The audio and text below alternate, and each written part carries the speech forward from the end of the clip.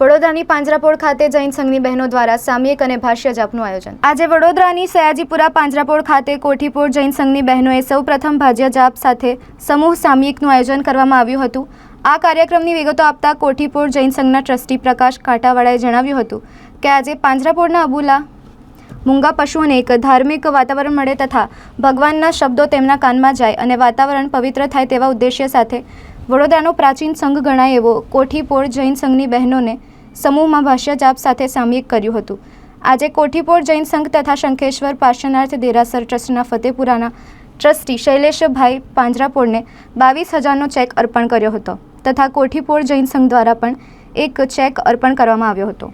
વડોદરા શહેર પ્રાચીન સંઘ કોઠીપોળ જૈન સંઘ ખાતે જીવદયાનું એક નાનું સરખું કાર્ય કરવા માટે વડોદરા શહેરના સયાજીપુરા પાંજરાપોળની અંદર બહેનો આવ્યા। બહેનોએ ખૂબ સુંદર રીતે સામાયિક કરી, ભાષ્ય જાપ કર્યા અને આ ભૂમિ ઉત્કૃષ્ટ બને એવી પ્રાર્થના પણ કરી અને આજે અહીંયા આગળ 700 કિલો જેટલી સાકર, કેળા, કોબીજ, ગોળ વગેરે વસ્તુ ખવડાવવા માટે કોઠીપોળ જૈન સંઘના પોતાના ફંડમાંથી અહીંયા અર્પણ કર્યું। તદ ઉપરાંત ફતેપુરા જૈન દેરાસર તરફથી 31,000 રૂપિયાનો ચેક શ્રી શૈલેષભાઈ અર્પણ કર્યો તથા 22,000 રૂપિયાનો ચેક શ્રી કોઠીપોળ જૈન સંઘે અર્પણ કર્યો।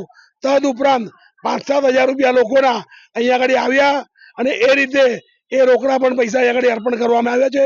આજે જીવદયાનું ઉત્કૃષ્ટ કાર્ય કદાચ વડોદરા શહેરની અંદર સામાયિક ભાષ્ય જાપ સાથે પહેલી વખત થયું હોય એવું મારું માનવું છે। બધા લોકોને જીવદયા કાર્ય કરવામાં ખૂબ સુંદર અનુભૂતિ થયેલી છે અને ખૂબ સુંદર પ્રસન્નતા અનુભવે છે। પ્રકાશભાઈ શેઠ, પાંજરાપોળ ટ્રસ્ટી, કોઠીપોળ જૈન સંઘ મંત્રી।